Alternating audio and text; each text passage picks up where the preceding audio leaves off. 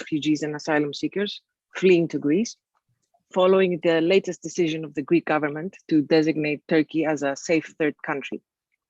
More specifically, on June 7 this year, the Minister of Migration and Asylum and the Deputy Minister of Foreign Affairs designated Turkey as a safe third country for all asylum seekers from Syria, Afghanistan, Somalia, Pakistan, and Bangladesh. Asylum seekers from these 5 nationalities represent more than 67% of asylum seekers in the country currently. So we will have panelists here, a list of experts together with us today, and journalists who are also joining this press conference. First, we will hear some introduction from Lefteris Papagiannakis. He's a member of the board at the Hellenic League for Human Rights. And then we will have 2 refugees who are directly impacted by this measure and that will talk to us without revealing their identity. So no names and no face, but because of, for protection reasons. But we will have a chance to hear from them how they are directly impacted. And then we will follow, this press conference will be followed by comments and statements by other members here of participants. We will start with the Lefteris Papagiannakis now. After all the statements, after all the comments are made, then we will have some time for Q&A, questions and answers.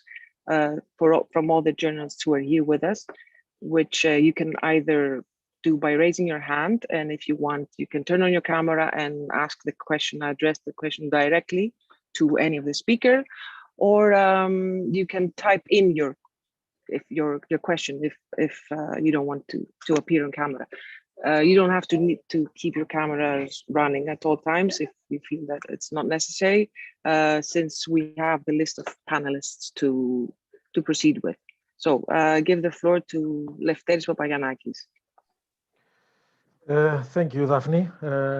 Welcome all to this press conference on behalf of the Hellenic League of Human Rights, the Greek Forum for Refugees, the Greek Council for Refugees, and Refugee Support Aegean, who are co-organizing this press conference. Allow me to set a bit the scene.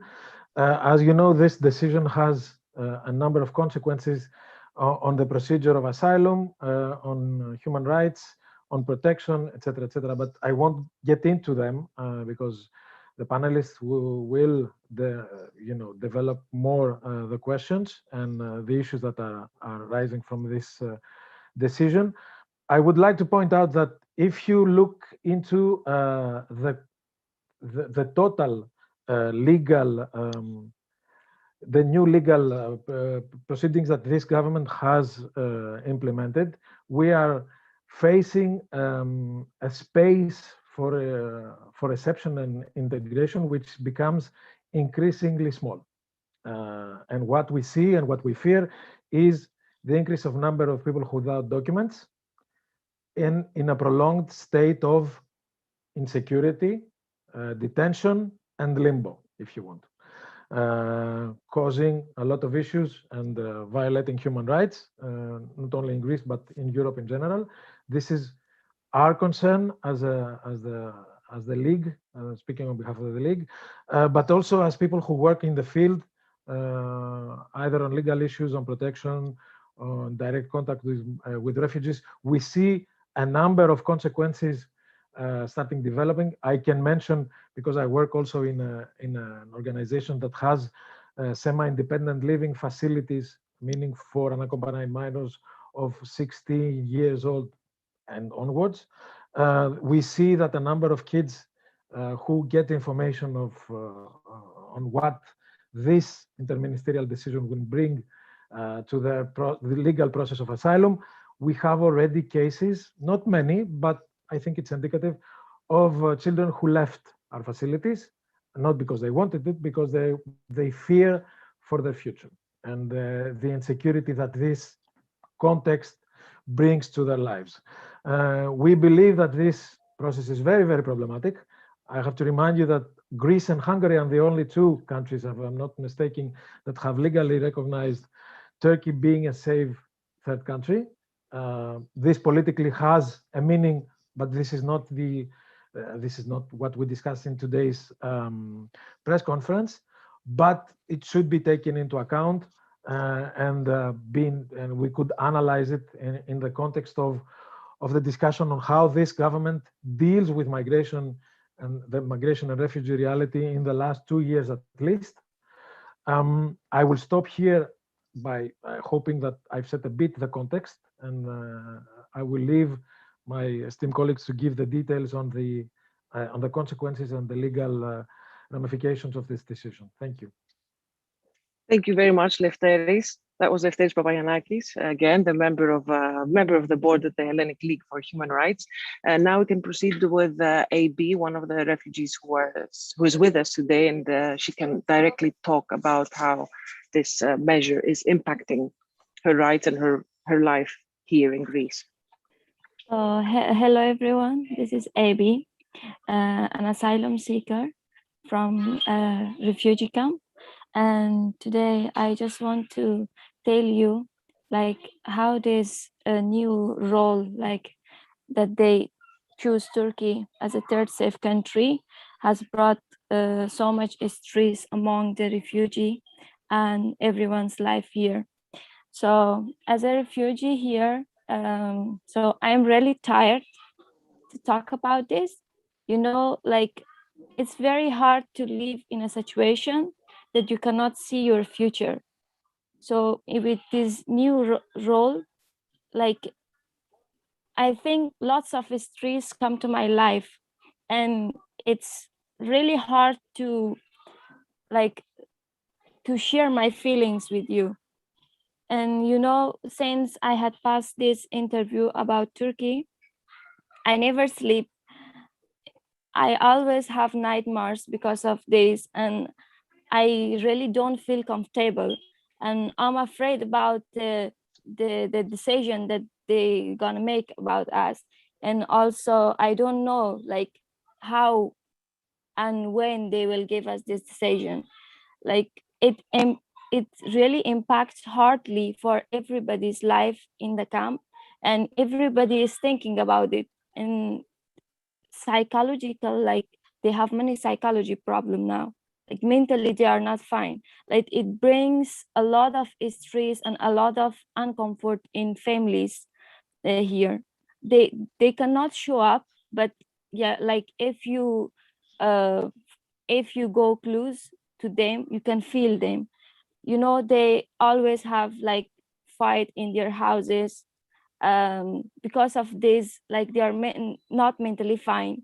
And also, like if I talk about my life here now with this new role, like I'm in so much pressure and I cannot see anything in my future, and I'm still waiting for the decision, but I don't see anything, and I'm very stressed about it. Thank you very much, AB, for sharing this with us. If you want to add anything else, you're welcome at any time. Yeah. So like now I don't know how to express my feeling, but if you can ask me anything, so I will answer it for sure. Okay, thank you very much. We will move on to HC, who is also one of the other panelists here with us. She can also share the experience with us of how it is to be here in Greece, living under this new measure. And then after we finish with the rest of the speeches, we can move to the questions and answers from the journalists that will also be directed to you, I expect. So is HE with us now? Yes. Hello, everyone. Okay. Thank you very much for this opportunity for us. It is very important for me. Especially I see myself different from other people because I am here for a long time in Greece. So I mean, regarding the new procedure, new process that they created, I am very old, like I'm here since 5 years, and now I consider as a people to have this interview. I mean, I didn't have my first interview also. I am asylum seeker. I am here since 5 years, and I had family reunification, this kind of things. I am self-accommodation. I didn't get any support from Greece as a single woman. I improved, I had a lot of progress here, but the problem is that, as I see, this new rule in Greece is make me frustrated.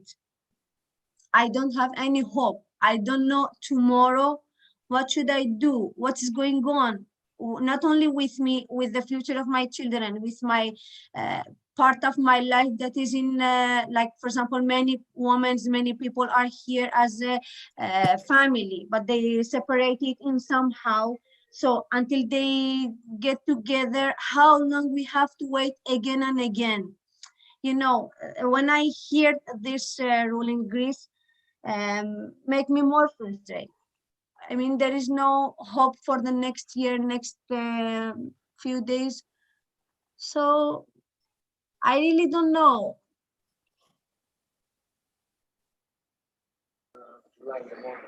Thank you very much, HC, for sharing your thoughts and your feelings with us. It's something that I think several people, at least us who have been, you know, involved in the refugee so-called crisis all these years, have heard, you know, echoed by many other asylum seekers over the years, with different policies coming and changing at times.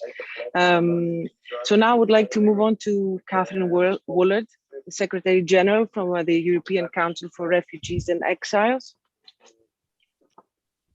Great, thank you very much, and thank you for inviting me to join this press conference. I'm going to make 3 points in regard to the new ministerial decision, or decree as we might call it. Before I start, I would like to reiterate ECRE's position that this, I think, inhumane situation in Greece, which we've just heard described by AB and HC, our fellow panelists, this situation results both from the choices, the political choices of Greek politicians, and from the policy of the European Union. ECRE has always argued that blame lies on both sides, and that will be represented in the comments that I make. So the first point that I wanted to make is to look at the decision from the perspective of EU and international law. And the safe third country concept itself is based on a flawed interpretation of international refugee law. The concept is optional in EU law, but its use in Europe, including in this decision, often undermines the Refugee Convention in many ways, but primarily because it's used as a way to try to externalize responsibilities through externalizing people themselves and sending them to places which, in our view, are not safe. And this is in a context where Europe is doing far less than other regions of the world to manage the situation of global displacement. And for almost every person affected by this decision, Turkey will not be a safe country. It does not offer a level of protection which is equivalent to the Refugee Convention, which is something required under EU law. There is the special situation of people who've left from Syria, where there is a temporary protection regime in Turkey, but even then we still don't support the return of Syrians to Turkey. For all the other nationalities, the protection provided is extremely limited, and it's far from the necessary level of protection which would be required. It's not just a different ballpark, it's a different planet. The people themselves know that, we know that, and this is as clear as day as the legal situation. And we say that based on our extensive analysis of the asylum system in Turkey, which is the basis of the arguments that we make. Other problems include the lack of a meaningful link with Turkey for many of the people concerned, and the lack of reasonableness in the decision to use the concept to try to return people to Turkey, which are other requirements for the use of this concept in EU law. Nonetheless, we may be concerned about the situation in Turkey, but it always has to be underlined that behind this is the fact that Turkey is doing enough. Like all the countries that border Syria, Turkey hosts more refugees than any other country in the world, which is a reason not to increase its responsibilities. The second point I would make is that we fully support the call from Greek NGOs and from refugee-led organisations in Greece to revoke the new law. I would say in general, there are two major concerns that we have about the situation in Greece. First is the lack of compliance with EU and international law in practice. This is up to and including flagrant violations, such as violent pushbacks and appalling reception conditions. Just recently, the EU Commissioner Johansson, responsible for this area, described the situation of pushbacks as highly concerning in a response to calls from Greek NGOs for the Commission to deal with the situation. The second concern is the frequent introduction of changes to the legal framework that reduce protection, that reduce the role or attack civil society, or that are simply unworkable. And the decision is an example of this trend. It forms part of this overall situation. This also leads to extensive litigation, which ties up resources as organisations try to ensure the respect for law and respect for people's rights. All the time while that is going on, people suffer in the ways that have been described by our fellow panelists. We recently published an analysis which argues that the situation in Greece may be beyond judicial control.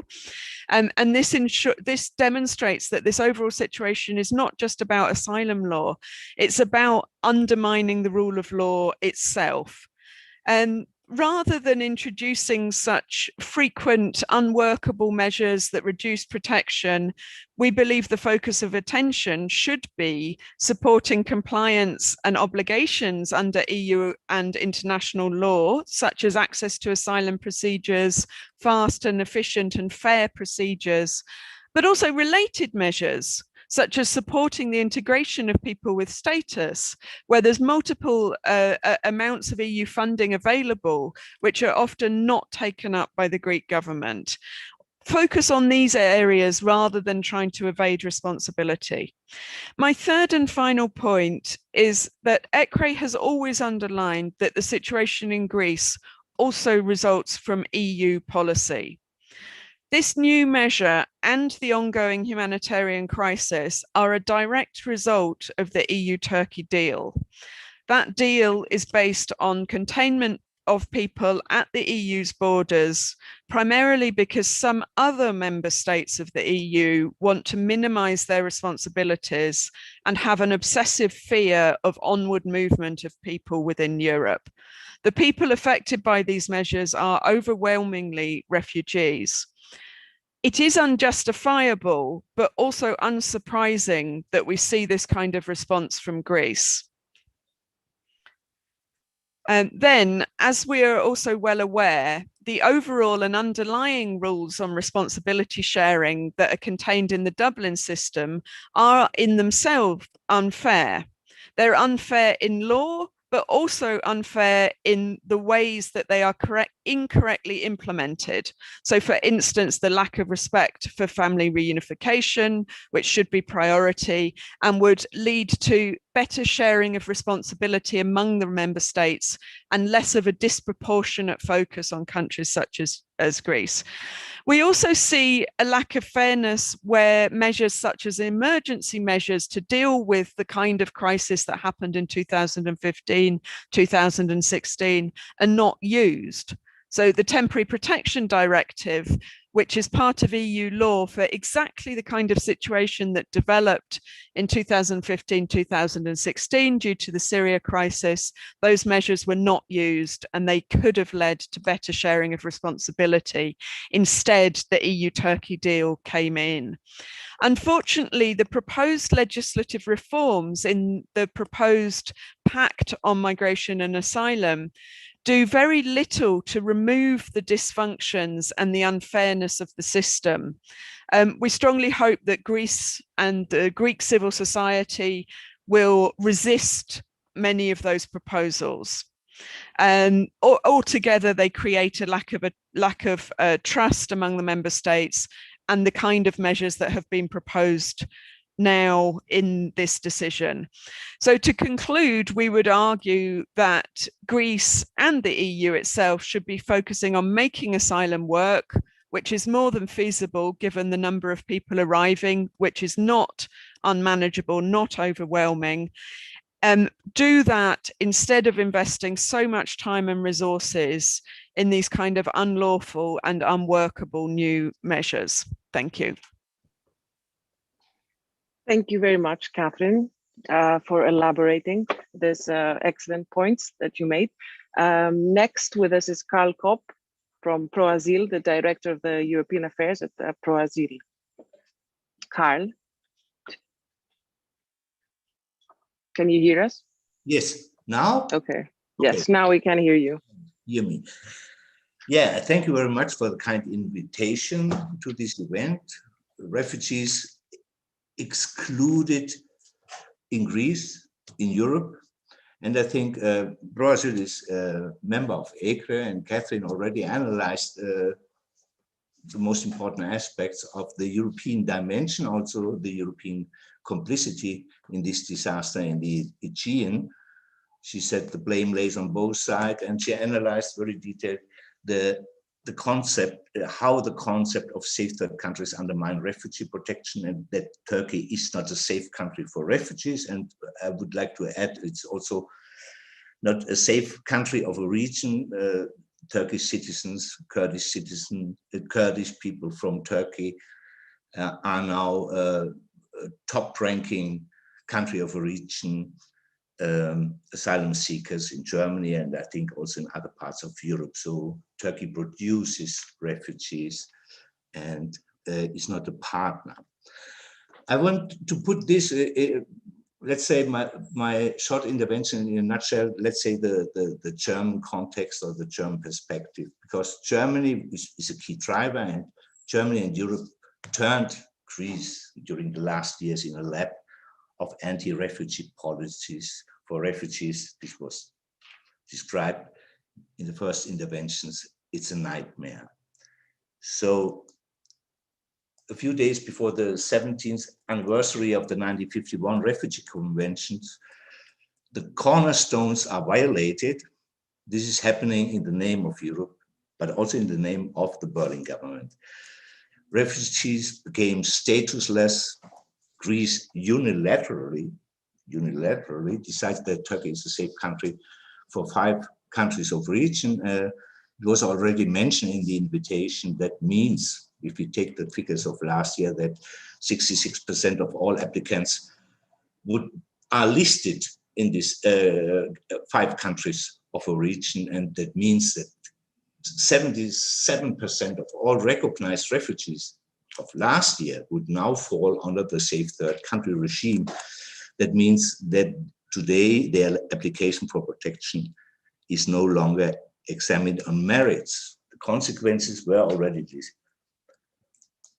described, that 10,000 of protection seekers face a risk of refoulement, that they will be trapped again in despair on the island, on the mainland, in detention centers, new detention centers, miserable camps, or homeless without access to social welfare. The decision will create, in this context, thousands of rejected human beings without documents or rights. So this is good news for the smuggling industry. For us, this is a codified injustice, and it's a continuation of carte blanche policy of Europe towards the Greek government. At the moment, there is a sounding silence in Berlin and other capitals concerning the 7th of June decision. And there is no statement from the Berlin government on this asylum law tabula rasa decision.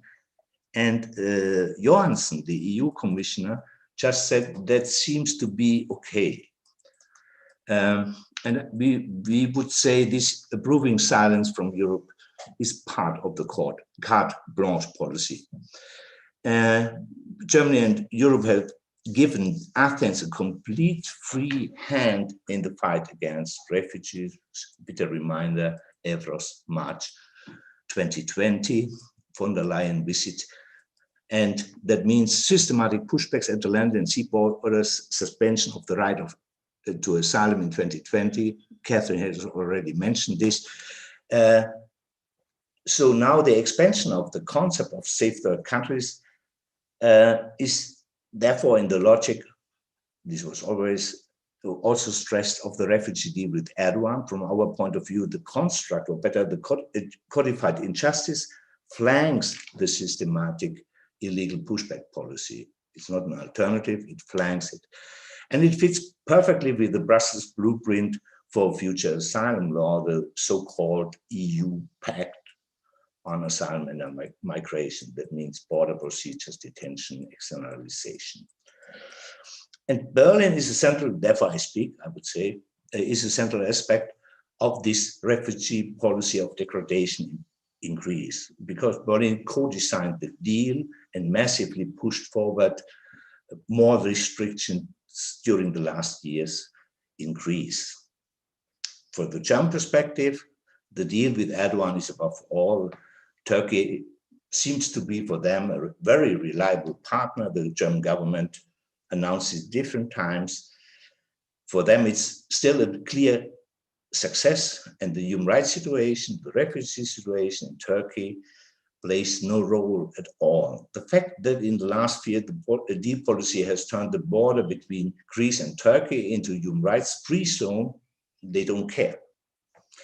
So the blame is on both sides.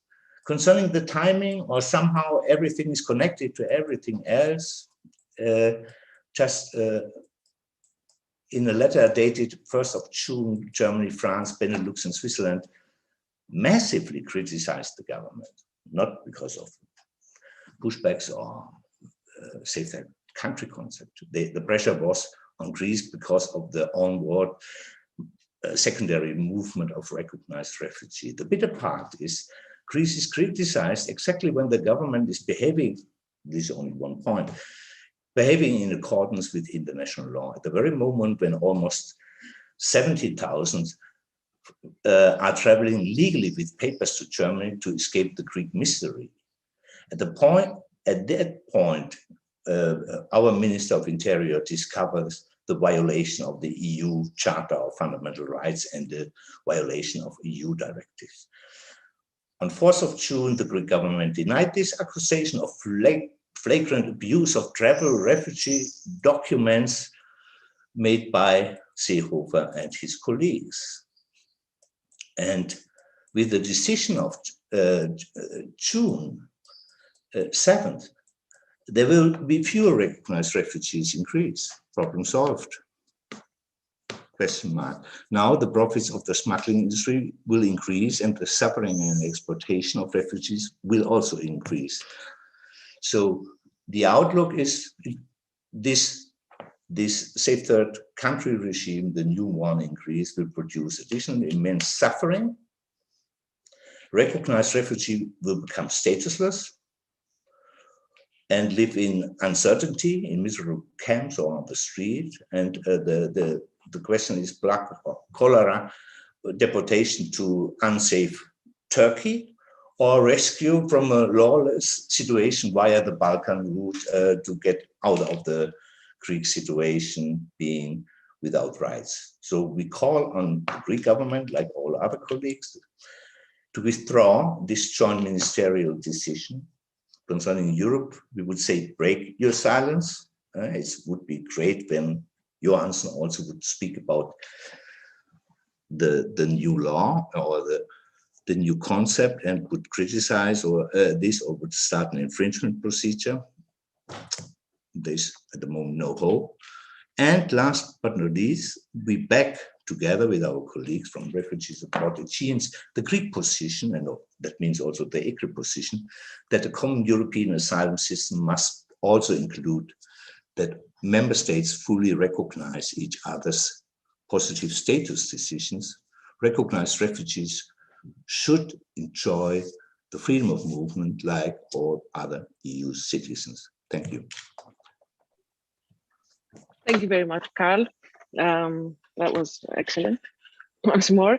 So whoever's joined now, I want to say that in the end of this session, we will have a Q&A time for Q&A for questions and answers that you can either come live with your camera and ask directly to us or type it in the chat. But please don't forget to mention which medium you present and where you're from, which country, your name, of course. So now we move on to Alexandros Kostadinu. He's the scientific advisor at the Greek Council for Refugees. Alexandros, are you there? Yep.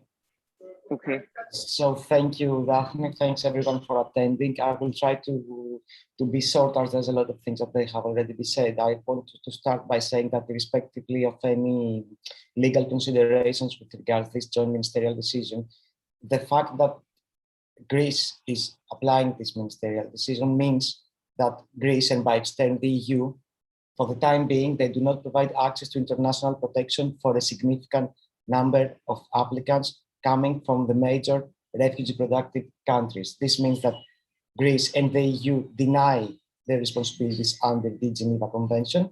And also that means that Greece and the EU outsource their responsibility under the Geneva Convention to a third country, and namely Turkey. And I think that this is an important point to have in mind, because it turns upside down the whole concept of refugee protection as it has been created in Europe after the Second World War. Just to say again that the joint ministerial decision will affect the majority of asylum seekers that they are present in the country, in Greece.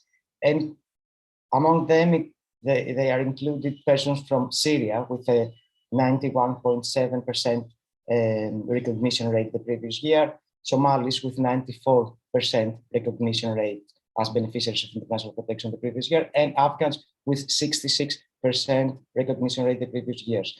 It should be also said that the joint ministerial decision has been issued under, it's not clear on what is the evidence and what is the information that the Greek authorities use and they are based on in order to issue this joint ministerial decision.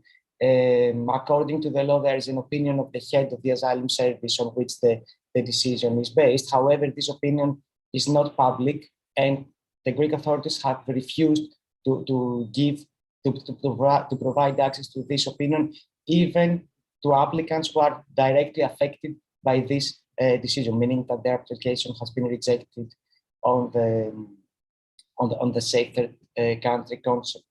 My second point is that Lefteris also mentioned that this decision does not come by itself. I mean, it's part of of legislative amendments that happened since 2019 and onwards that has to do with reducing the standards of the asylum procedure, that suspended the access to the asylum procedure back in March 2020, and also a new bill that has to do with the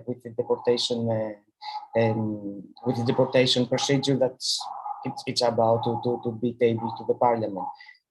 But so it's part of a nexus of measures that are trying actually to reduce, if not deny, access to international protection for persons willing to apply for asylum in Greece. But I do also see this decision as a complement of the alleged pushback practices. I mean that if the pushback practices, as alleged, as described by consistent and credible, according to all human rights bodies,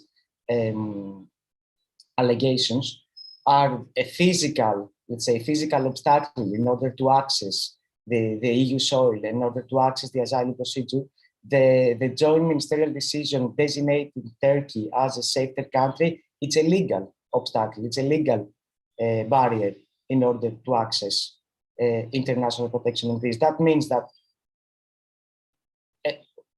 pushback practices means that you will not arrive in the country, and if you arrive in the country, then your application will not be examined in merits because of this joint ministerial decision. So I think that we should see this decision together with the whole legislative environment, but also with what is happening in practice and what are the allegations of what is happening in practice. The third thing that I want to say is, and so just to conclude on the previous point, so this is a decision that has to do with the application of the EU law and the modalities of the asylum procedure. It's a decision that it has a clearly preventive role and a role of deterrence.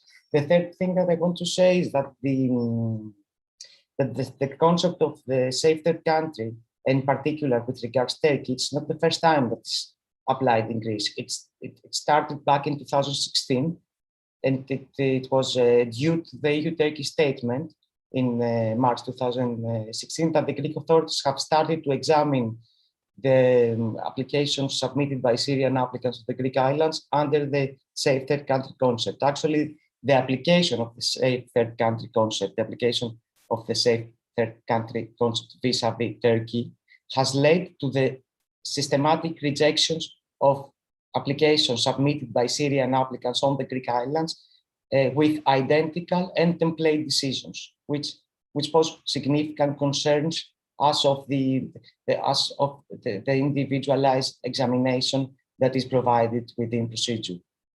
As far as we know, since the entry into force of the joint ministerial decisions, applicants are now invited, and as it has been said by the two asylum seekers that they participate on this event, applicants who are for many years in the country, but since the launch of the joint ministerial decision, there is applicants are invited in a hasty way in order to attend very short interviews, and in a number of cases, their applications have been rejected on the basis of identical and template decisions.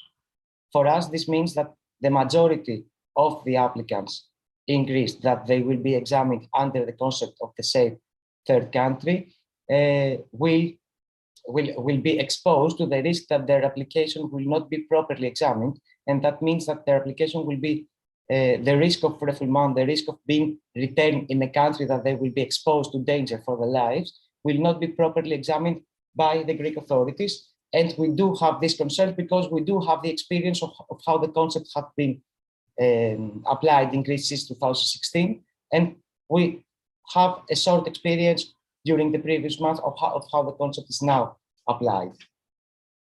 My fourth point, and then I will come to the conclusion, is that we do have very significant concerns with regard to the timing of the decision. The decision it is issued during a period that we do know that Turkey does not accept persons back from Greece. I mean that Turkey, since March 2020, they do not accept rejected asylum seekers back from Greece, initially due to COVID and then due to a number of technicalities. That means that the Greek authorities, they decided to issue a decision by which Turkey is qualified as a safe third country for refugees. The asylum application will be rejected on this basis, and then people will remain in legal limbo here in Greece, as Turkey will not accept them back.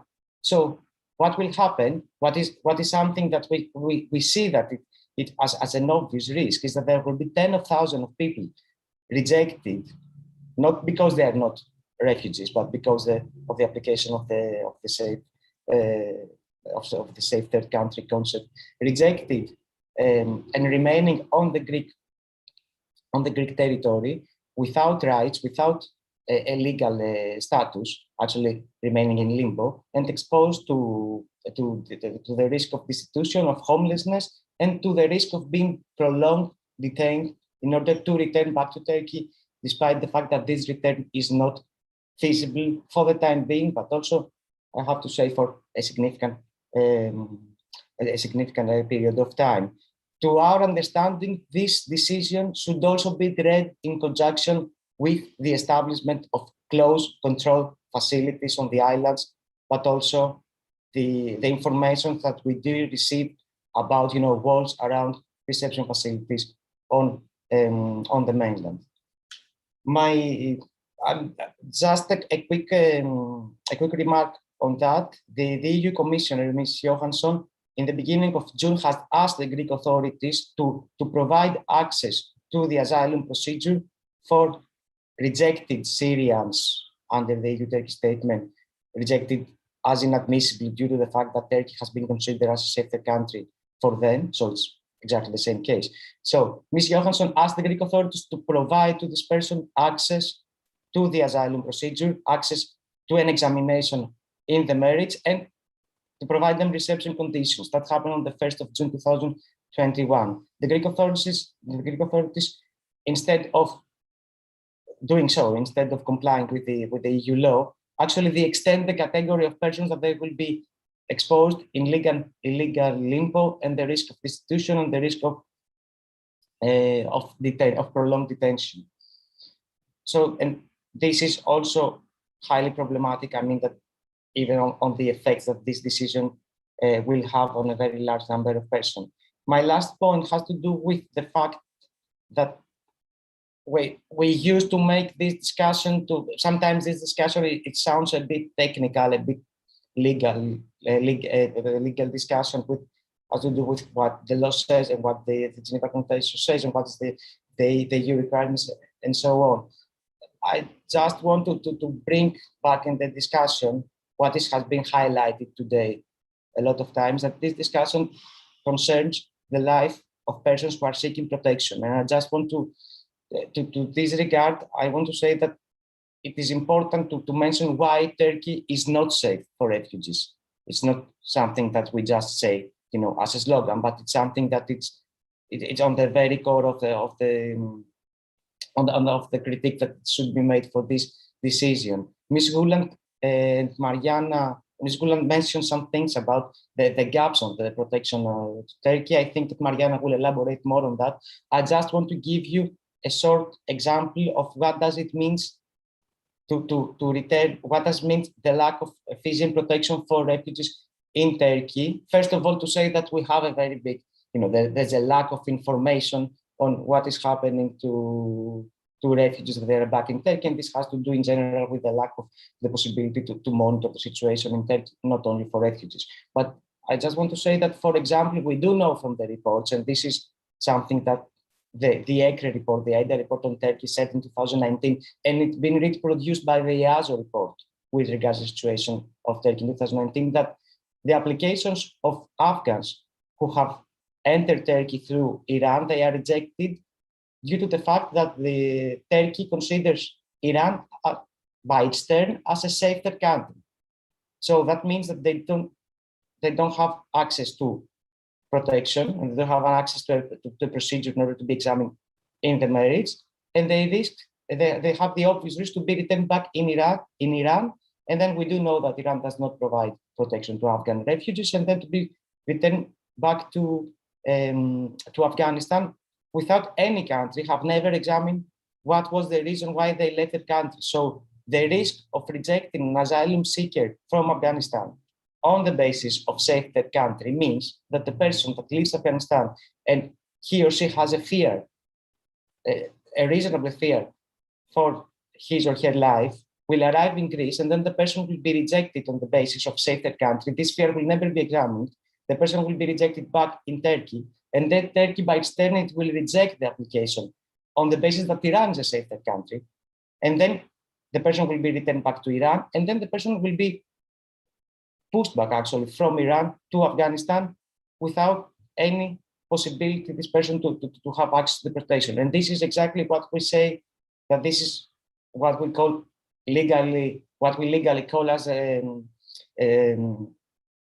breach to the principle of non-refoulement. It's exactly this This is exactly the danger that the person will face due to the fact that Greece has decided to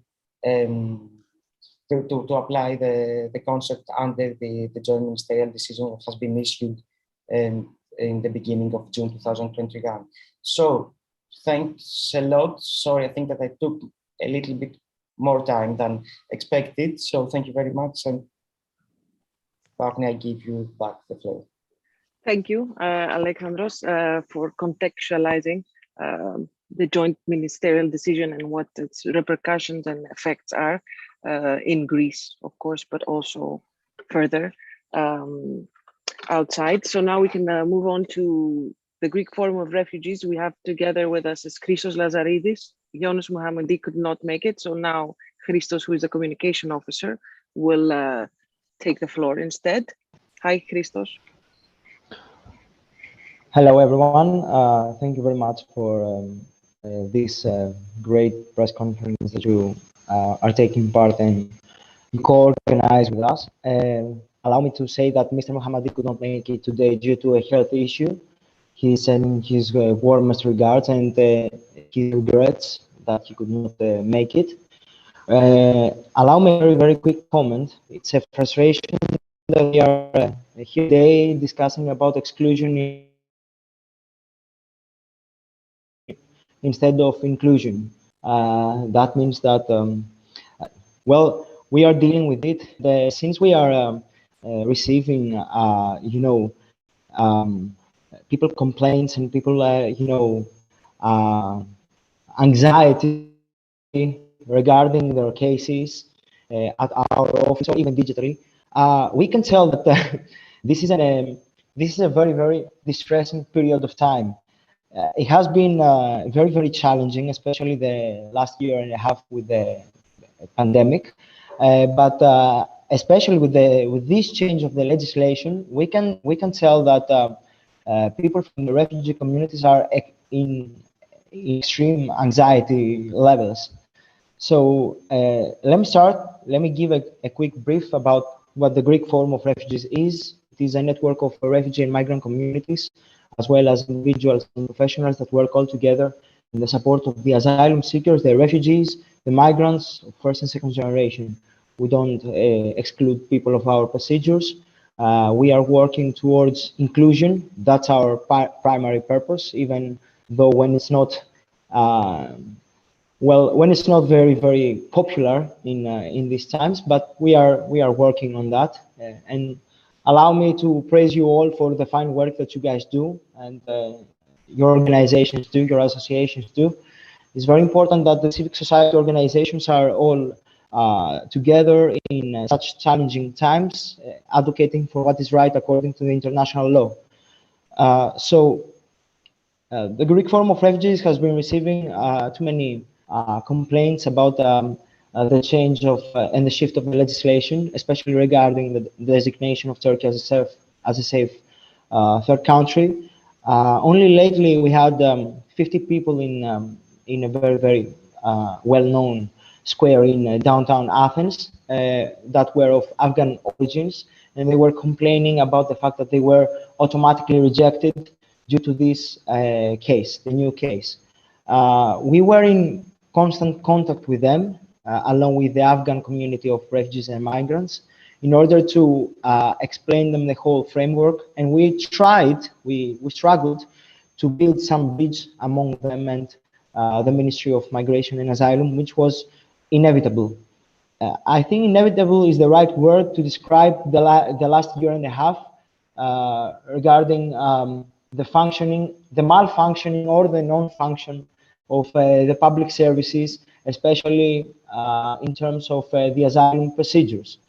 AB described it well. She's been waiting a lot here in Greece, and this creates an amount of frustration to the people because they are waiting.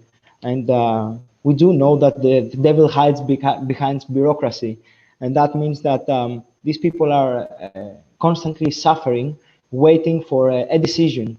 I have to tell you, we have people that are telling us, let it be a rejection. I'm just waiting for a decision. We had people in our office that were joking about being deported because they cannot deal with it. They cannot imagine what this means to their efforts in re-established lives. There are people that are seeking, they're not only asylum seekers, they are life seekers. They're in Greece because they hope that they will rebuild their life from the very beginning, which they don't, because they're still waiting. We have people that are waiting for an interview in 2025. Now allow me to comment on the fact that the Greek government, the new elected government, 2 years back, they were saying that one of the primary purpose would be the timeline that they will finalize the decisions. We have a person that has come to our office and said that he will have an interview in 2025. That's a shame. That's a shame. That's not bureaucracy. That's, I cannot describe it in a polite word. So stressful procedures, they're waiting and they're waiting, and the legal framework changes again and again, and the staff at the public services change again and again, and the people are in a huge distress, and they are trying to realize what's going on and what they should do. They should stay in here. They should build their life in here. And we're just, as an association, we are just struggling to provide them hope. We are here to give them hope that inclusion happens. We are trying to pose a right example. We are trying to set the right example through the human stories, but it's not working anymore. We have lost at the big narrative. It's quite evident, and we have to take a look at it because it's evident. We saw it.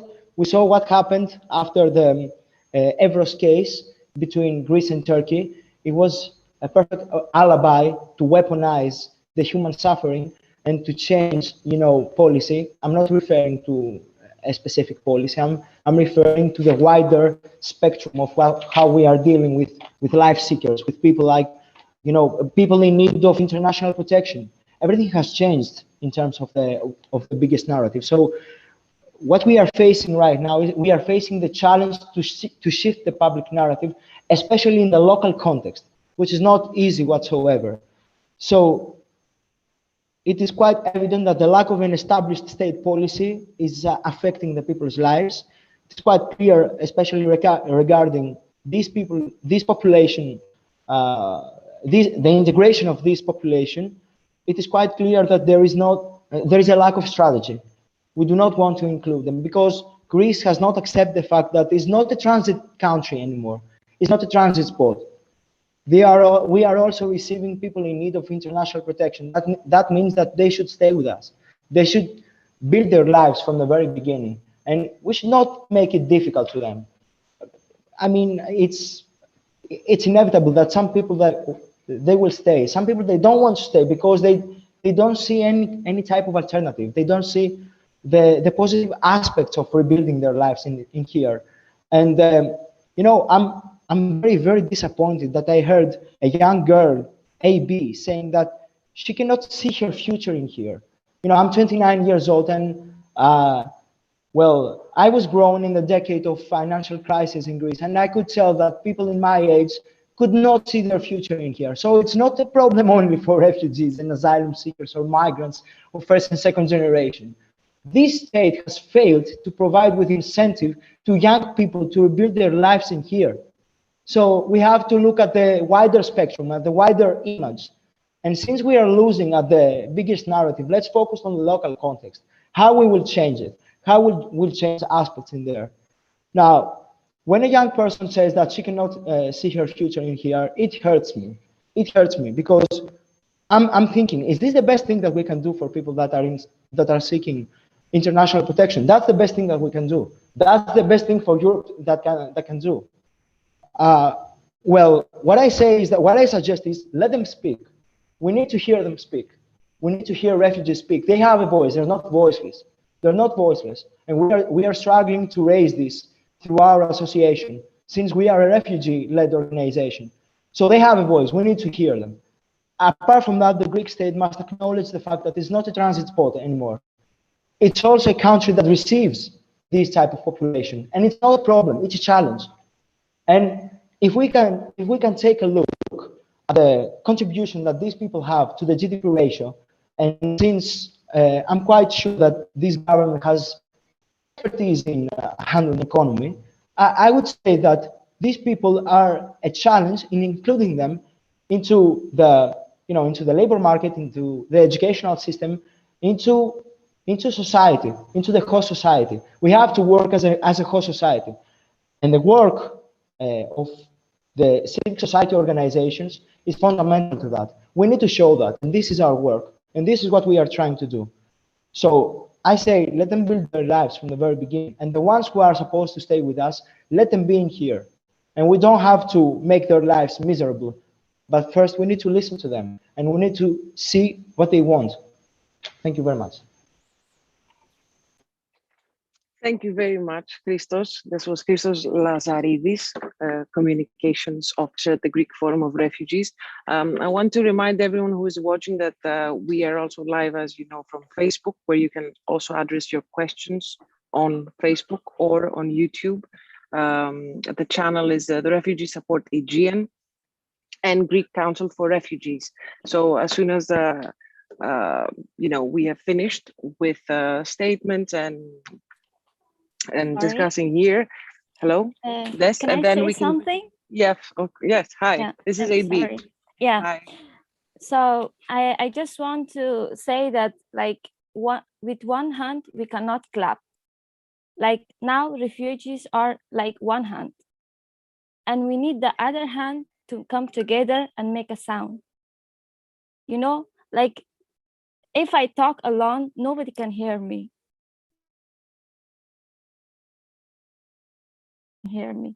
Like, we are looking for the people like you. I know that you all working. If you come with refugee and make a protest against this new law, like, we can have a result. We stand by ourselves, we won't achieve anything.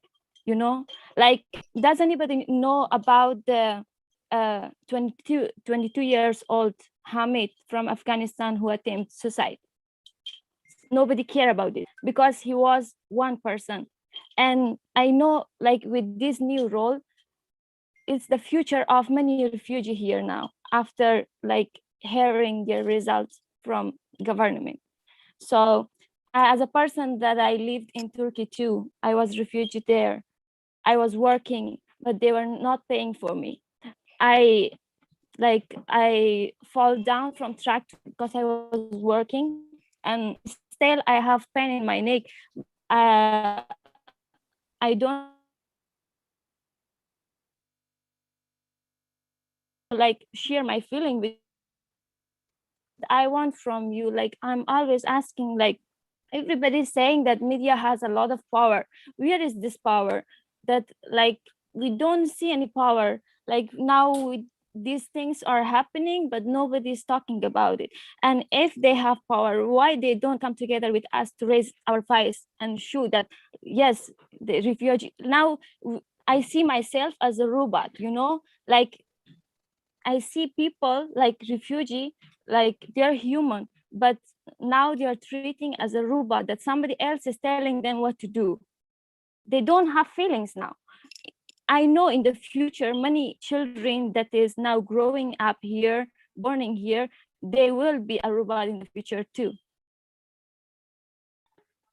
I don't know this game about politics, and I really don't like to be a politician.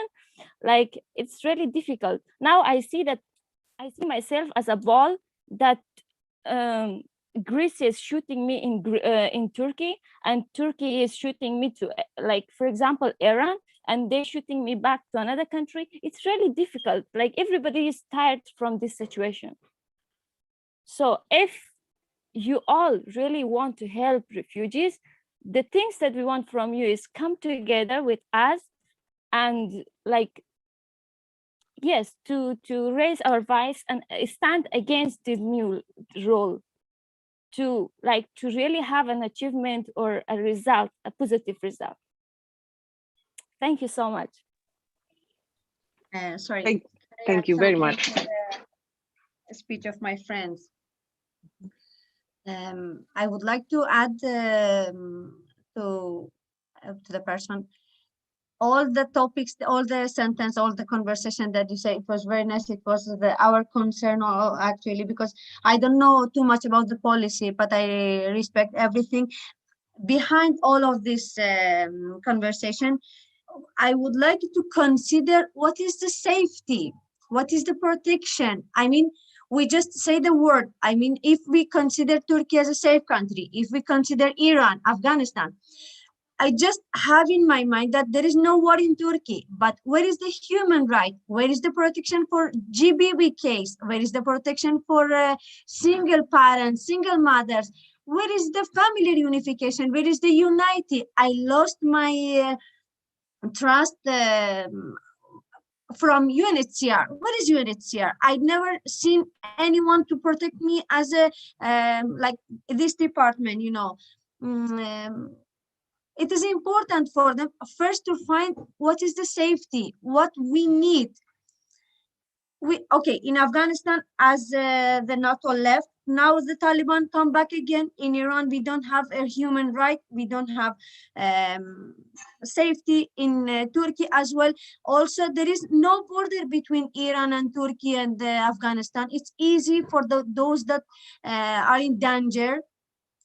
Come back to they catch the people in Turkey. For example, if I escape to Turkey, it is easy for the person to come to catch me there. Or also is the religion problems in Turkey with Iran. Some people are afraid about the religion. They have problem with the religion. Actually, they escape to Turkey, but it's the same.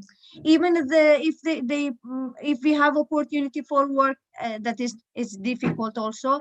After 4 years, 5 years, I had many people that they left Turkey because of many difficulty that they have. We lost our identity. Where is our identity? I am 35 years old. I don't have document to travel. I lost my family. I lost my country. It's shameful for me to talk about human rights in when I cannot find it in my country. I expect from other country. Because of my difficulty, I escaped. I am here. But please consider what is our needs. What is our need? Where is our identity? We don't have future. We don't have hope. We don't have something to lose anymore. I mean, tomorrow, after tomorrow, we just see and we look at the people, what they are doing. They are playing in a way of politics with refugee. You see that many people are, after recognized as a refugee in Greece, stop getting supported from cash assistance.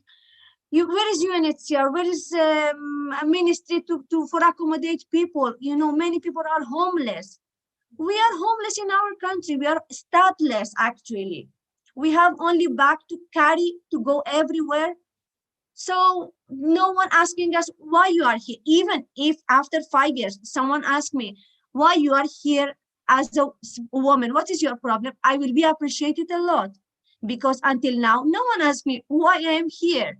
And now they want to consider me 5 years ago. Why you didn't stay in Turkey? Because what reason? What was your reason you came in Greece? And now it's difficult for me to change again after 5 years, to recover, to be here after I change my life again, to go back. And like as my friend said, they shooting us. Is the policy, is the system tried, like for the pandemic situation, they stopped everything. The procedure of asylum seeker was very slow, and they stopped. And they, you know, how affect us as a mental health. My husband is in Germany. I cannot reach him. He cannot reach me.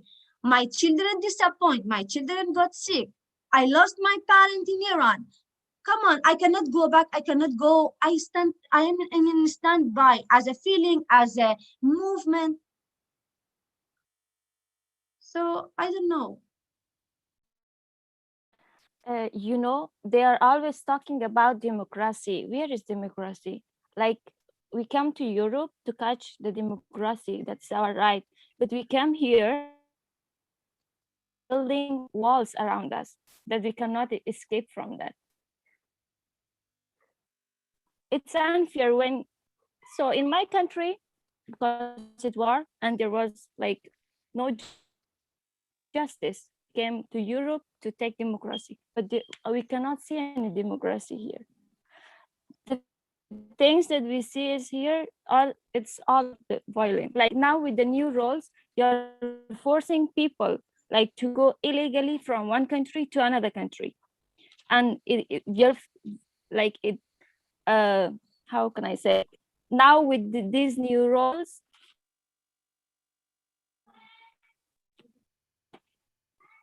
Thank you. Thank you both very much. That was, I think it summed up pretty well all the concerns that everyone here has in this press conference, in this online chat.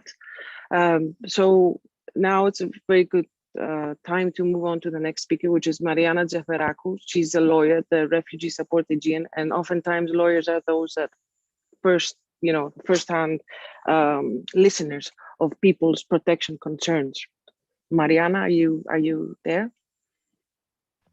I'm here, although most of the things they have already been told. Okay, so I will have to repeat the rest of the speakers.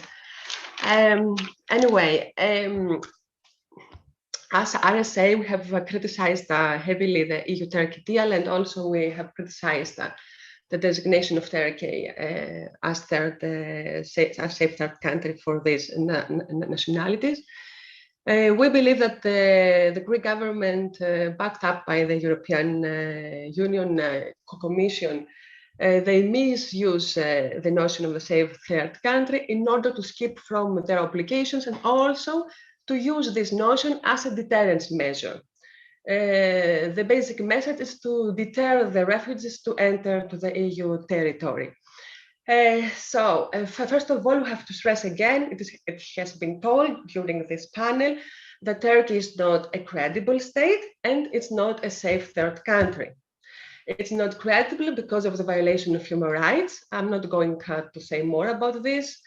Just to remind you that the justice is not independent, that there are systematic human rights violations, that the democracy is very low in Turkey, that Turkey has invaded Syria, etc., etc. So, as not a credible country, we should never take into considerations any assurances provided by Turkey.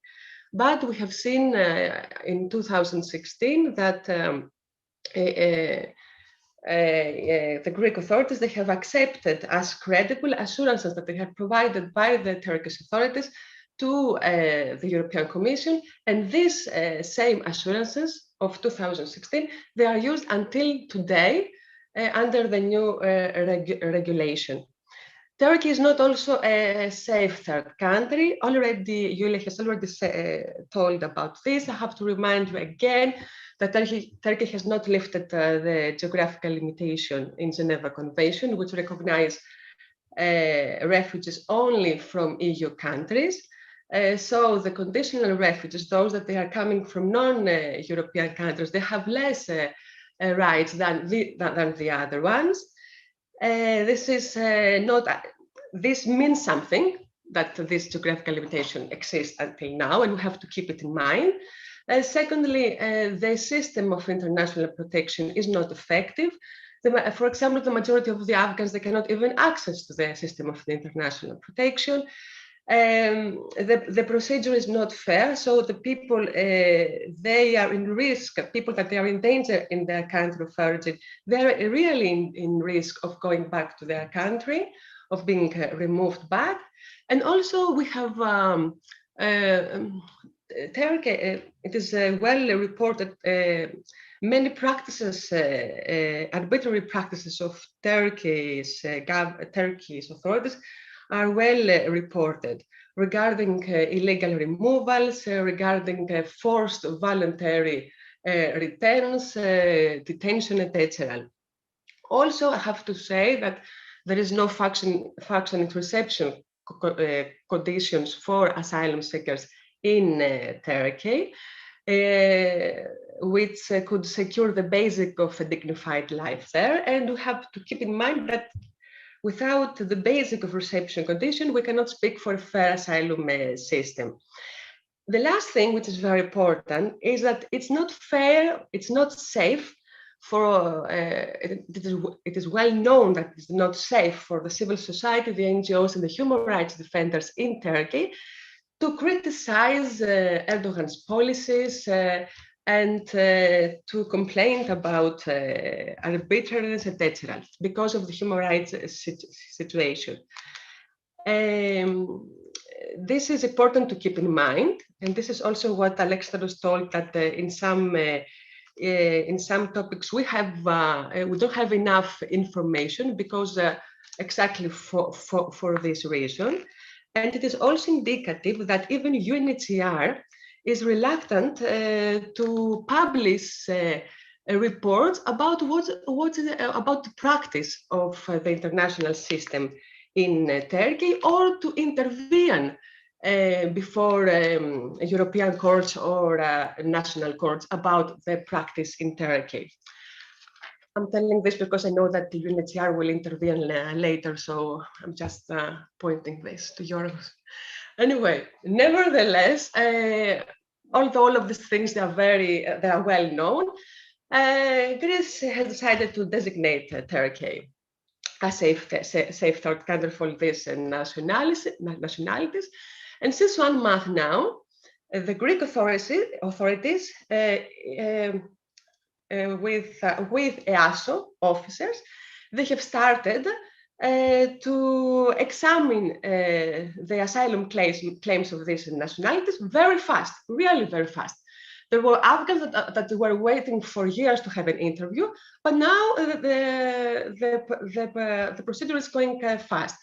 Also, this safe third country notion applies for all the people, as it is already told, not only for the newcomers, but only for the asylum seekers whose claims were pending since years or even before 2016. And until now, though, Alexandros told about this, until now, though, the applicants, neither the applicants nor the lawyers or the civil society, they are informed about, they're not informed about the reasons why the Greek authorities, they have decided to designate Turkey as such.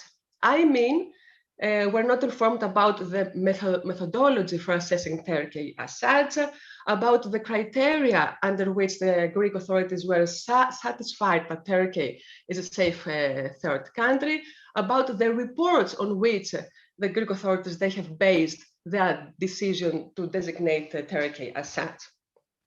And this shows something. This shows that the logic of refoulement at any cost is the main, and there is a disregard of the rule of law and of law, and the whole system is used as a deterrence.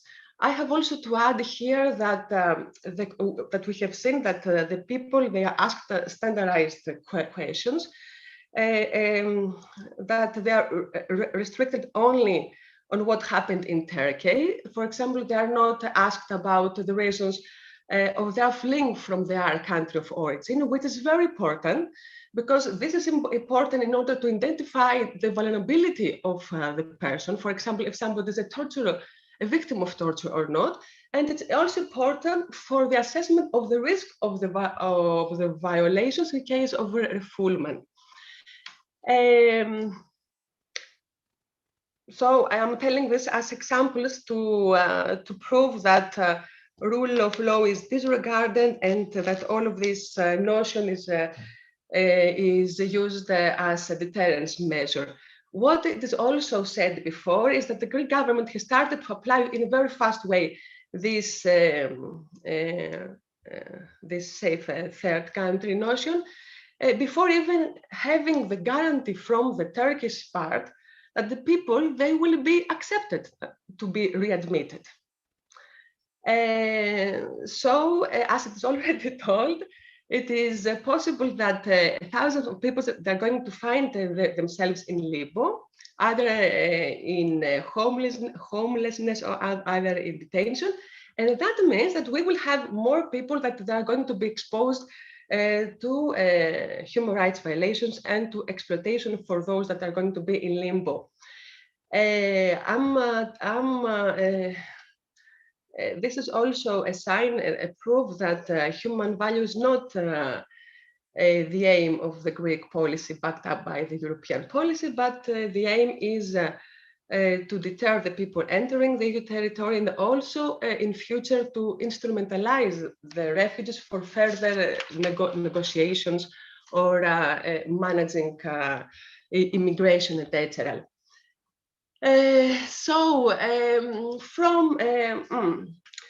From as a lawyer speaking now, we hope that the judges in the second instance, that they are members of the appeals committee, and also the judges that they're going to judge the cases when they're going to be brought before the court, they will be brave enough, and they will protect the refugees and find that Turkey is not a safe third country. We have to say also that although we have this bad precedent in the past because of the case law of the Council of State regarding the Syrians, asylum seekers from EU-Turkey deal, I have to say that this is not the same case. This is an old case law. Now it's a different time. And also it has to do not only with Syrians, but also with other nationalities.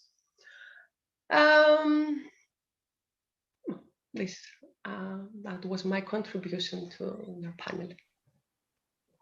Thank you very much, Mariana. That was great. I just wanted to remind anyone who's watching either on Facebook or on YouTube that you can also post your questions on the Facebook page of Refugee Support Aegean or the Greek Council for Refugees, and also on YouTube, the page Greek Council for Refugee Support Aegean, page on YouTube.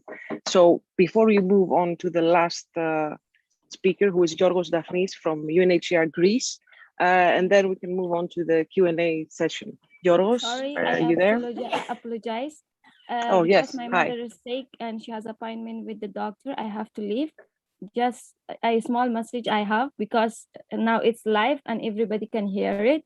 I have a question from those politicians who make decision about refugee, and every day making a new role for this refugee. So my question is this: if you are like, it's easy to make roles. If you really want to know like how this new role affect refugee, come and be refugee for one day and live in any camp that you want. So it's like a challenge, but I hope that people who is like making decision about this refugee, they hear this challenge and they accept it.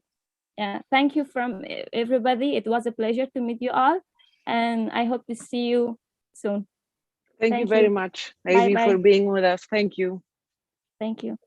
Thank you. So now we can move on to Giorgos before we go to the Q&A session, because we're running a bit over time. So Giorgos, you're here with us today from UNHCR. Thank you very much, Daphne. Thank you to all of you for this, for organizing this press conference, and for the invitation for a short intervention on behalf of UNHCR. Kalliopi Stefanaki, who received this invitation, would be here, but unfortunately she is on a mission to Lesbos. So I will convey the position, a message from UNHCR on this issue.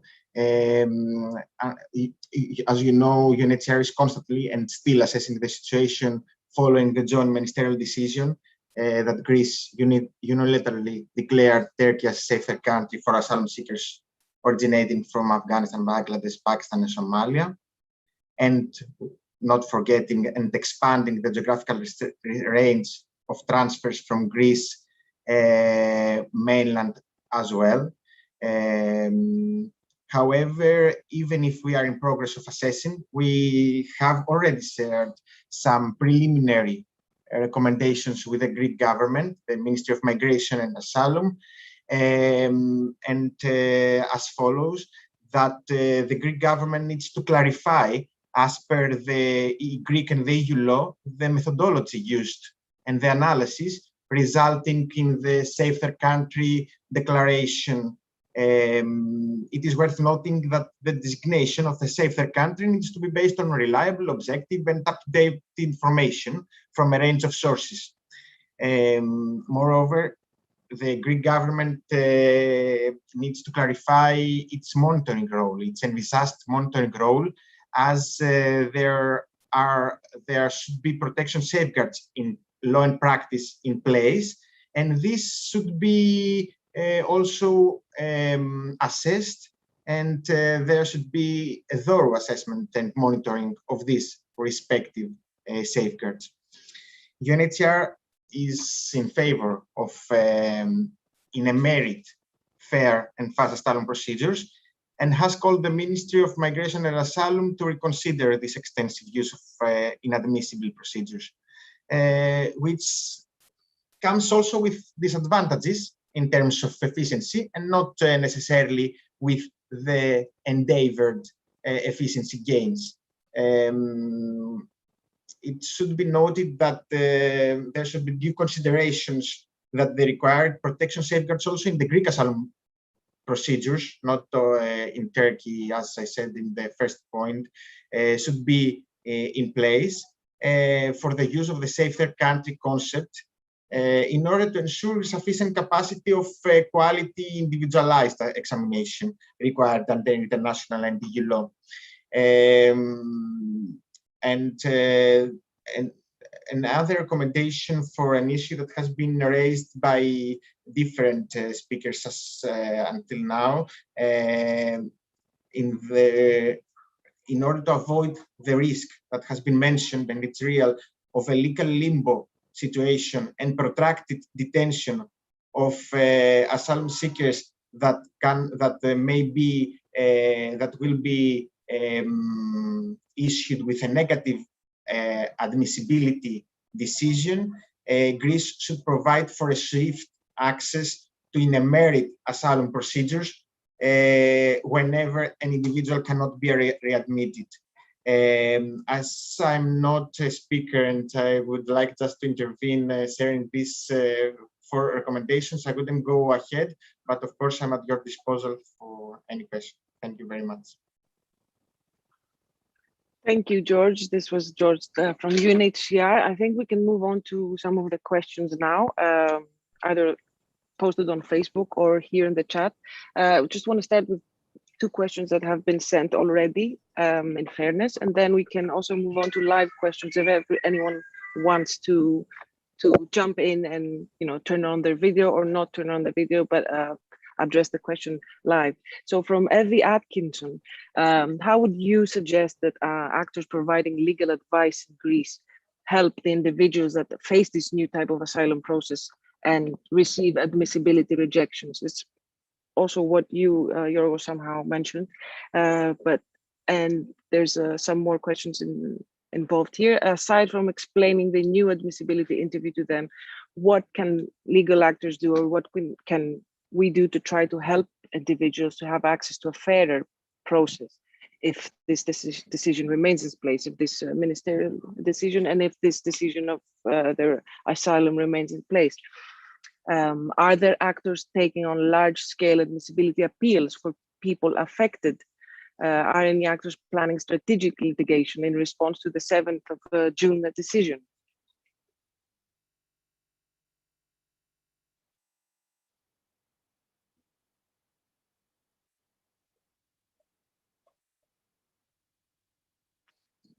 It's more of a legal question, so maybe Ora. Yeah. Your turn. Well, good. Hi, Carl. Yeah. So I don't know if Yorgos, that's something that you would like to answer somehow, or if Mariana could also say, how could the actors, help the actors that provide legal assistance to asylum seekers in Greece? Okay, we will do whatever it is possible to be done with all the litigation, with all the extra things, what we have done also in 2016 and every time. But you have to understand that there are some blocks that we face, some blocks. For example, I have told also before that until now we don't know even the methodology. The report based on this, Turkey has been designated as a safe third country. So although we are asking for this before the interviews, and we ask, the Greek government denies to provide us such this, and the interviews, they go on. I'm telling this example in order to show that there is a very hard policy. That means that we go on with this thing. It doesn't matter the rule of law, the procedural guarantees, and all of this. Of course, we will exhaust our remedies. Now we have only, we have seen also decisions in the first instance. Of course, there is the appeal. Of course, there is the appeals court and the appeals committee. And of course, there are the national and the national courts and the European and international courts. But I insist on this. There is a policy, a very hard policy. It doesn't matter. And of course, this is backed up by the European Commission. Of course, we will need also, because now we have to prove the things that they are well known. It is well known that Turkey is not a safe third country. And now we have to prove with details, with papers, with proofs that Turkey is not a safe third country without even knowing what the Greek side has presented. But even in collecting the information, we have a problem, because also, as I have told before, it's not easy to have reporting from Turkey, because Turkey faces because the human rights defenders in Turkey, they face also particular problems. So what it can be done, of course, we need the support of civil society, of media, because this has to do with a policy. So we need your backup. It's not only legal stuff. This is what I mean. And about legal stuff, okay, we need also the reporting about Turkey, but this depends also from the human rights situation in Turkey. What I have told about UNHCR, it is indicative. It's not about UNHCR Greece, but it's about UNHCR Turkey. They are reluctant to provide detailed information about what's happening. And this has to do, of course, with Erdogan's regime and with all the rest negotiations. So I repeat again, this is a policy, so we need the backup of the media and of the civil society about this. More important than the litigation at this moment. Thank you, Mariana. Now we have Yorgos Christidis, who wants to pose a question from Spiegel. You can unmute your microphone, Yorgos. Hello. Hello. Thanks for this. That's been super helpful, and I thank all the participants. It's been very eye-opening what everyone said. I have several questions. I'll just stick to just a couple. So I would like to know, when we say, because this phrase is used a lot about limbo, right? So I would like to know what happens to someone who is rejected on the merits of this new policy. So what happens to them? Are they detained until they are deported? Are they left in the camp under some restrictions? Are they just out in the open? What is exactly the status of the people from those new nationalities that get rejected? So that's number one. A second one is, if I'm not a lawyer, but if I read even the Greek law well, it says that since Turkey doesn't accept people back, then these cases should also be examined on their merits. If I'm not mistaken, is this correct? And is this actually happening? And finally, if there have been already any second degree decisions, and if we know what they were so far. Thank you so much.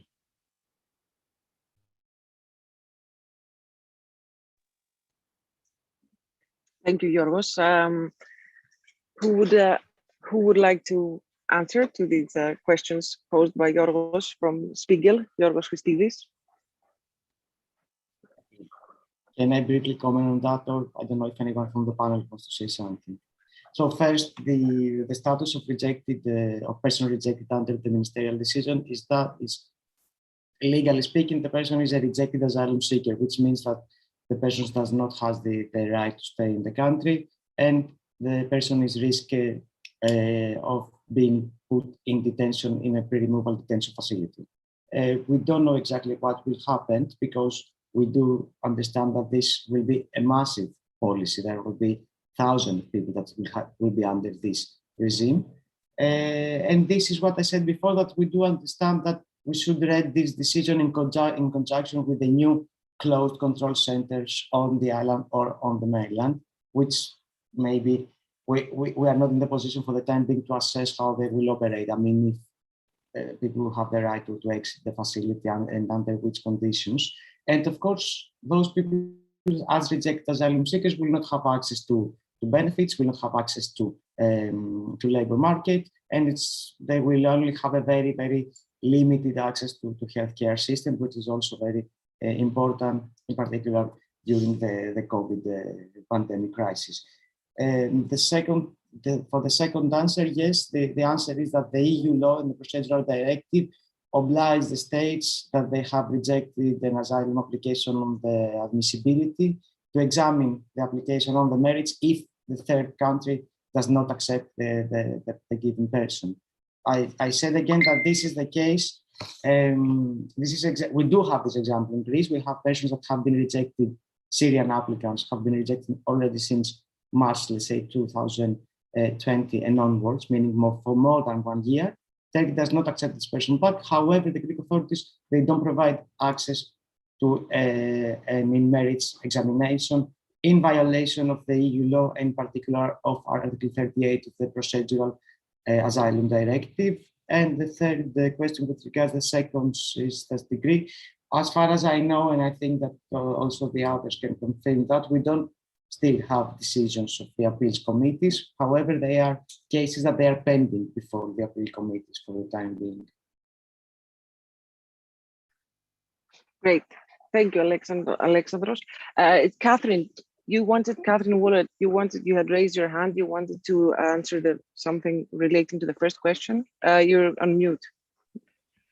Yes, I just wanted to add a few points to what we heard there on legal challenges. From ACRE's perspective, here in Brussels, we're working with our Greek member organisations, lawyers in Greece, to provide as much support as we can. But I would suggest the legal issues come on two levels. One is, of course, to challenge the measure itself. And we, among others, have also submitted access to information requests to try to find out what is the basis, the reports on which this measure is based. And then, of course, the second element will be to litigate cases, as Mariana has described, should it not be possible to challenge the measure itself. I think overall this demonstrates this situation that is so inefficient and creates so much suffering in the meantime, where we have to rely on courts to deal with measures that shouldn't have been introduced in the first place. So in order to try to counter that, we're also calling for political pressure from all sides to try to get the decision rescinded before we get to the point where it has to be a question of litigating the decisions that are based on something that shouldn't be in place.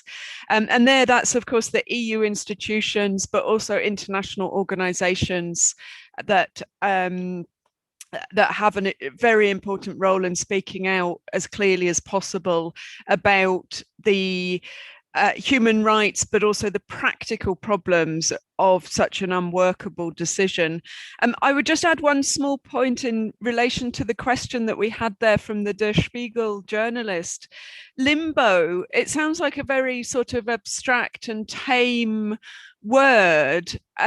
What in practice, what that means, again, is deep suffering of the type that we've heard from the participants in the panel, that may be people held in detention with no status, awaiting deportation indefinitely, which is a horrendous, inhumane situation. But increasingly all across Europe, we see the situation of limbo being one that translates into a situation of destitution and almost total absence of rights for people who end up without rights to housing, to sustenance, to access society in any way, who may be exploited in the black market if they manage to work, or may simply be finding other ways to make a living. And aside from the difficulties for the persons themselves, which are extreme, our concern is that those situations of limbo create the social tension and public fear that leads to extremist politics.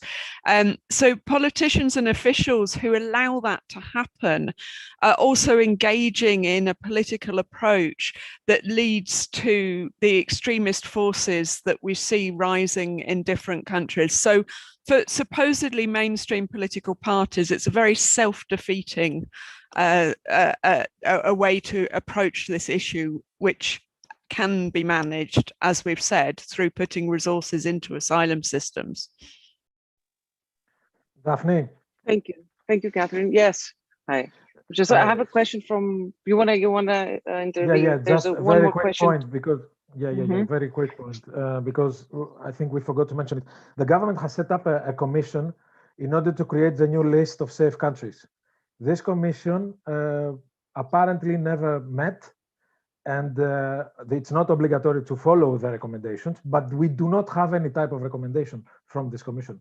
And we had academics, professors of a university as members of this commission, which was never heard. So this is only to point out the political way that the government is approaching this question. So they used the legal obligation that they had following the recommendation of the director of the Asylum Service, but the commission, who was publicized and brought up in the public debate as something very, very important that will ensure the protection of human rights, because member of the commission, we have the president of the National Commission on Human Rights, which is, as you know, an independent organ on human rights,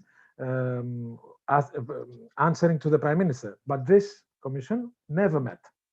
So this is also a political point that I wanted to add, because we didn't mention it. It's not an obligation for the government to follow the recommendation of this commission, but nevertheless, pointing out that this commission never actually did the work that it was supposed to do, and there was no comment about it. No one discussed it. No one asked questions around it. We, in some articles, pointed out that there is this commission and what happened, but no one said. So pointing out that there is also another small or bigger, depending on the political comment that someone wants to make. Thank you, Lefteris, for pointing it out. Important actually point you made. So now Apostolos Vazis is asking UNHCR why aren't they positioning themselves publicly? That's addressed to UNHCR. So if there's okay, this goes for me. As I think that I said that it is still some preliminary.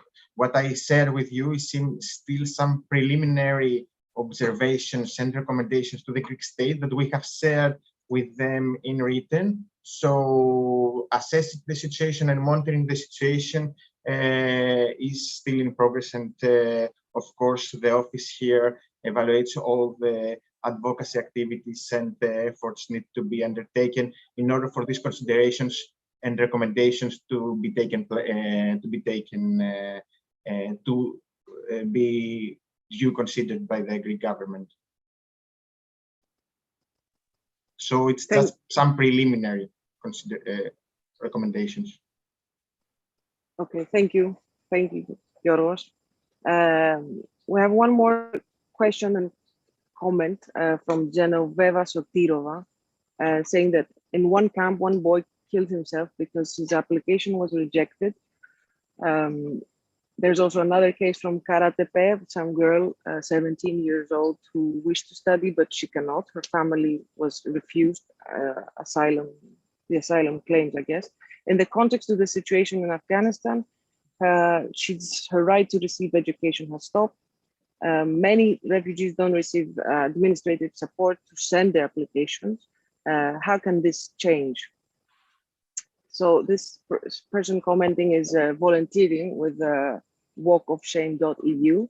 So they have met this girl who they're talking about in one of the webinars. So how can the EU find or correct this situation? How can that's more of a general concern or question of someone who probably lives in a camp or works with people in a camp. If anyone would like to comment on this, about the rejection and how people are led to decisions either to, as we've seen, terminate their lives because they were rejected, or they don't have access to education, neither in the country where they fled from or where they are seeking asylum and still face the possibility of rejection. Daphne? Yes. Okay, about what is a safe third country, many people talked about it. The situation in Afghanistan is deteriorating again.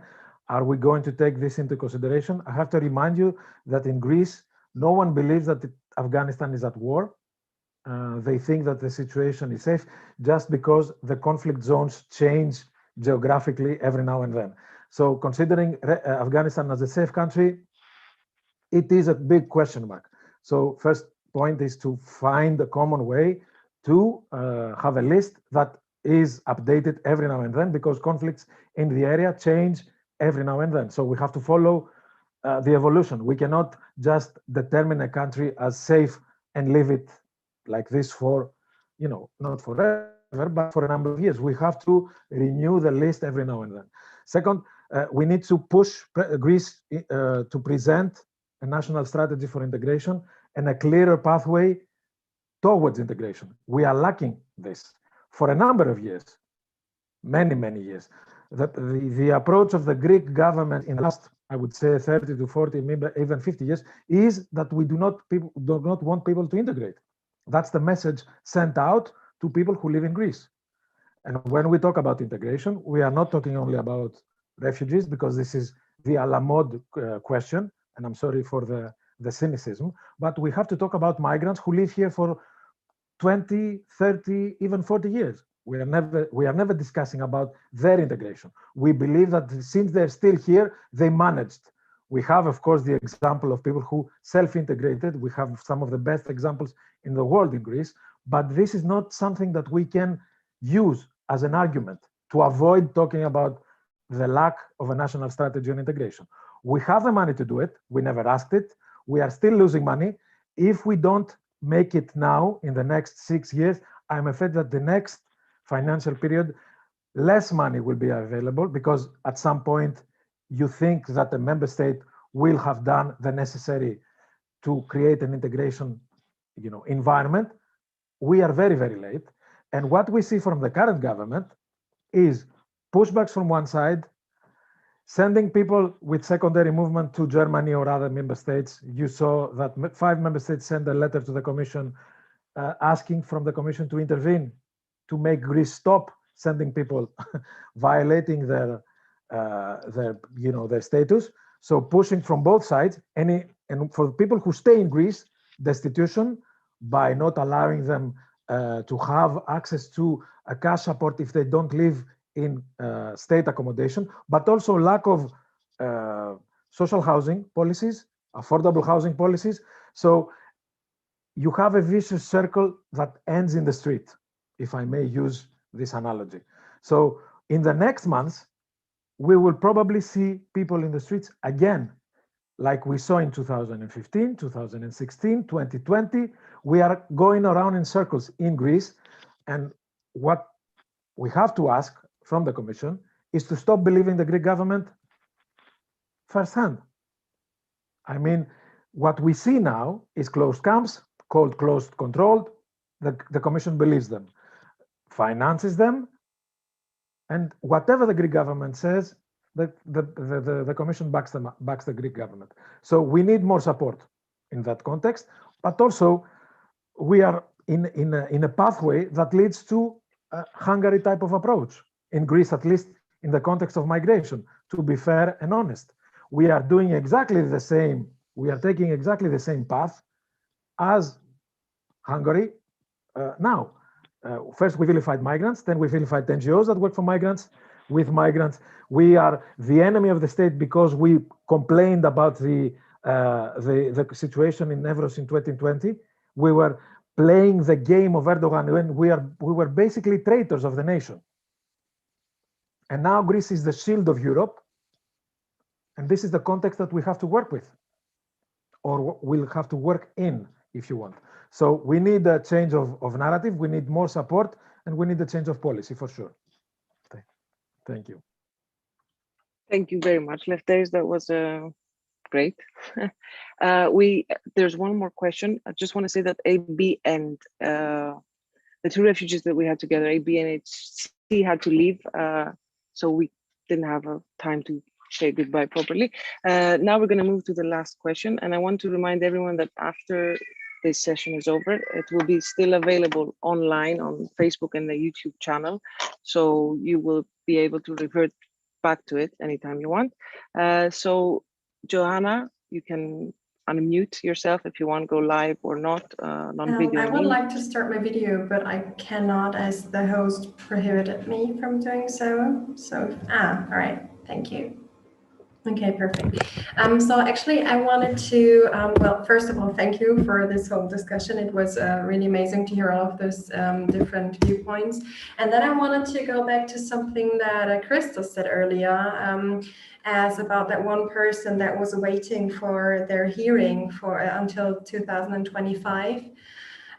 So I wanted to ask, like, is that something that occurs regularly right now? Is that the exception? And what is the reason for that? Of course, without revealing too much information about that person, but why is that at the moment? I mean, is that the first hearing? How come that this would usually also be against human rights, wouldn't it? So if you could yeah, elaborate on that, I would be very grateful, Christos.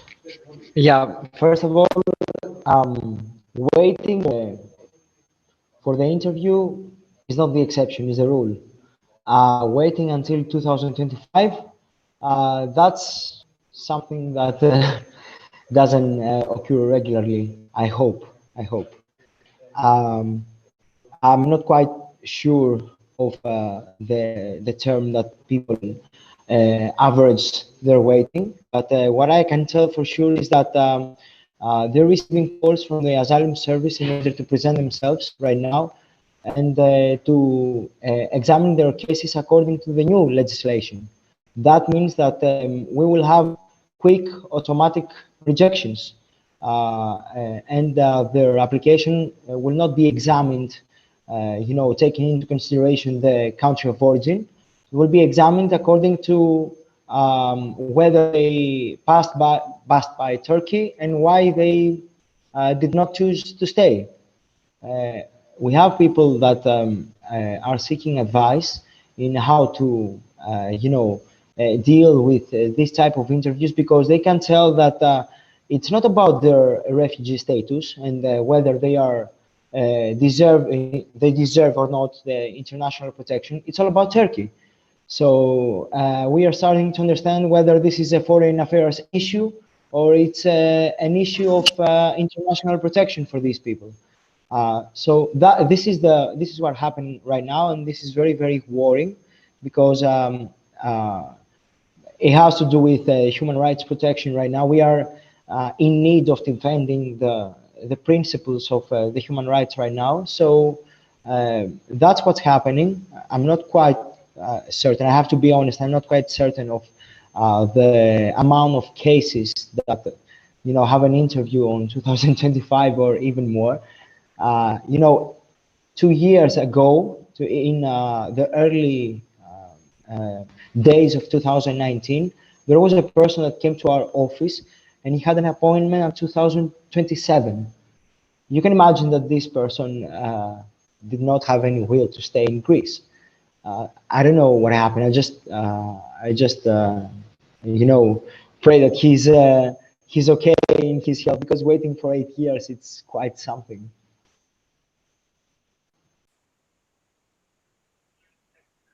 Thank you, Christos. I see in the chat here that as Lefteris said about the change of narrative, how can this be achieved if the primary concerns of the politicians are basically domestic in the EU, for example? Is there someone who would like to give a final touch on the change of narrative and how possible that is today? Just one short comment. Change of narrative. At the moment, they change the narrative to the worst part. They shift refugees, the positive image, to a negative one. People in limbo without status, rejected for the public, then these are rejected asylum seekers or whatever. So, okay, our job is the same job we follow since many years. These are refugees. They are in need of protection and human dignity. And what also the refugees stressed, okay, how we could change this in a desperate situation. We are all a little bit tired about, every time, every day a new attempt and pushbacks, then Save Third Country, the acoustic cannon in Evros, and all this mess. And we have to create, together with ACRA, with others, we need a European coalition. Yeah? It's not a domestic issue. We have to criticize the Greek government, yes, but it's a European issue and it's created by Europe. It doesn't matter the mismanagement and the awful policy of this new, not so new government with a pushback minister, but to change the situation, it's about policy, it's about politics, Mariana said, is we have to create a very close, unified coalition. It's about the right to seek asylum in Europe. It's the essence. We talk about the essence, why we work in this field, what is the essence of the European project, and therefore we have to defend it. And only this, it's a long struggle, a combination of political struggle and litigation, we can change this. Maybe it needs years. Now we are in a rollback situation, but stick together. Strong bonds is the only solution, a political solution, a humane solution, to achieve a humane solution, and to make very clear also to Ms. Johansson, it's about the right to seek asylum. And if we all are very mild and think about certain recommendations, we have clear talk, hard talk, and we have to confront the German government, the European governments, and the EU Commission. This is the result of their dirty deal policy. Thank you, Karl. So, Christos, you will wrap it off yourself here. I will be brief, I promise. Since shifting the public narrative is one of the primary strategies, the Greek problem of refugees is, struggling to anticipate. We need to focus on the refugee communities. We need to focus on capacity building. We need to focus on giving back refugees, asylum seekers, migrants, their liberty. Some people have never ever witnessed liberty and what this means in terms of rights and obligations. We tend to put all these things at the same sentence. Having rights means that you also have obligations. So that's what we are trying to do. We are trying to publicly represent them, but not without their consent. We give them space to raise their voice. As I said earlier, they're not voiceless. Sometimes we tend to forget that they do have a voice. We just, select not to hear them. And I'd like to believe that this has to do, with time management and not with the fact that we tend to believe that we are better in representing them. So I'd like to raise the need to give more space to refugees into talk and into discuss. You know, the Greek Forum of Refugees is always a part of the European Council for Refugees and Exiles. We are a proud member in there, and we are trying to, you know, raise refugees' voice all across Europe. So we are, you know, we are trying to get a position at the table, at the decision-making procedures and at the decision-making fora, in order to raise their voice and in order to show society that these people are here to contribute. That's what we need to portray. We have seen two positive examples, and with that, I will finish. First, we have the examples within communities, the people that have included themselves into the Greek and the European society, and the people that work as ambassadors of Europe and what Europe should consist as, the European way of life, since we are, this term is very, very frequent nowadays. So these people are considering themselves as Europeans. We should be proud of that. Second, apart from the positive example, second, we need to change the aspect of, at the local context, you know, starting from the very, very basics, starting in the neighborhoods, starting in, you know, in the towns, in the cities.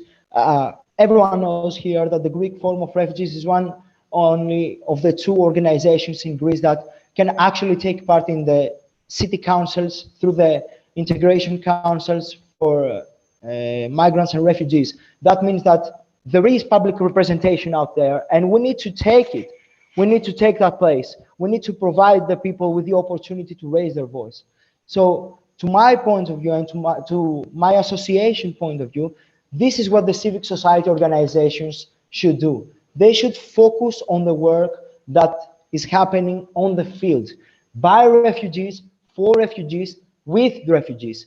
If the civic society organizations change their aspect towards that, then I do believe that we do have a solid reason to remain optimistic that something could be changed bottom up. Thanks, Christos. That was nice and strong. So HC is back, so I would like to say hello and goodbye to her as well as we are wrapping up.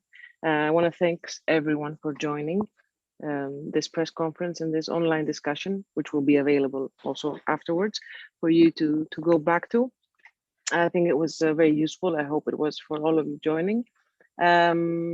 Thanks again for joining everyone, the panelists and our two co-panelists here, HC and AB, who's left already. HC, do you want to say something before we leave this session? Just I would like to appreciate from all of you. Thank you very much. It was very helpful. And I know with all of you, we can share our concern, our difficulty. And thank you very much to understand the difficulty from our side. You know, I think it is quite early to see many concern about the refugee. As I had this experience in Greece, I really suffer after 5 years. Still, I am in a position that I cannot go forward, and I cannot. I don't want to go back, and I cannot go back. It's more or less is difficult for me. And in general, many people has many difficulty, and you see. I think now it's quite difficult also for the organization, many organizations to support the refugee. Also, there is lack of lawyer, and they cannot take also on their cases. You know, they cannot take the many cases they accept it. So it's quite difficult. Also, it's like a crisis for the lawyer as well in Greece, as I see.